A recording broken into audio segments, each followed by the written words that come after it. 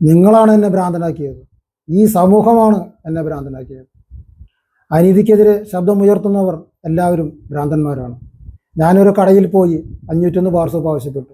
ആ കടക്കാരൻ എനിക്കൊരു സോപ്പ് തന്നു.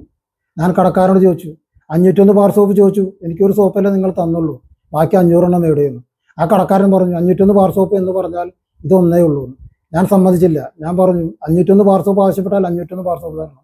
ആ കടക്കാരൻ പറഞ്ഞു, ഇല്ല, ഇതൊന്നേ ഉള്ളൂ എന്ന്. എനിക്കറിയാം, ഈ ബാക്കി 500 ബാർ സോപ്പും അവർ മറിച്ച് വിൽക്കുന്നുണ്ടായി. എനിക്കൊരു സോപ്പ് തന്നു, ബാക്കി 500 എണ്ണം അവർ മറിച്ച് വിറ്റു. ഈ സമൂഹത്തിൽ എന്തെല്ലാം അനീതികൾ നടക്കുന്നു. ഞാൻ മറ്റൊരു കടയിൽ പോയി കുട്ടിക്കുറ പൗഡർ ആവശ്യപ്പെട്ടു.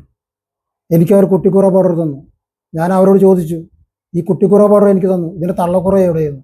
ആ കടക്കാരൻ പറഞ്ഞു, ഇത് തന്നെയാണ് കുട്ടിക്കുറ പൗഡർ, പിന്നെ തള്ളക്കുറയില്ല എന്ന്. എനിക്കറിയാം, തള്ളയില്ലാതെ കുട്ടി ഉണ്ടാകുമോ? ഇല്ല. അവരെന്ത് ചെയ്തു? ആ തള്ളക്കുറയെ അവർ വാണിഭം നടത്തി, പെൺവാണിഭം.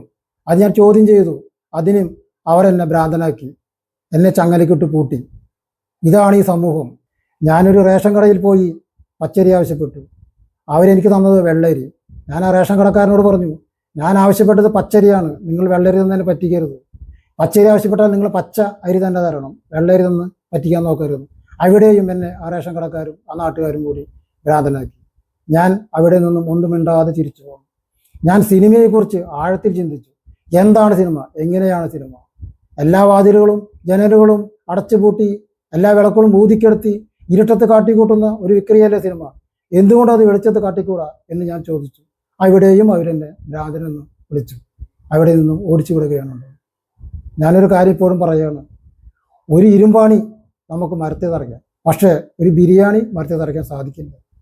5-6 മക്കളെ പെറ്റൊരമ്മ, ആ മക്കളിൽ ഞാനാണ് ഭ്രാന്തൻ. ചങ്ങലക്കിട്ടെന്നെ പൂട്ടിയില്ലേ, ആ പൂട്ടിയ ചങ്ങലയ്ക്കാണ് ഭ്രാന്തൻ.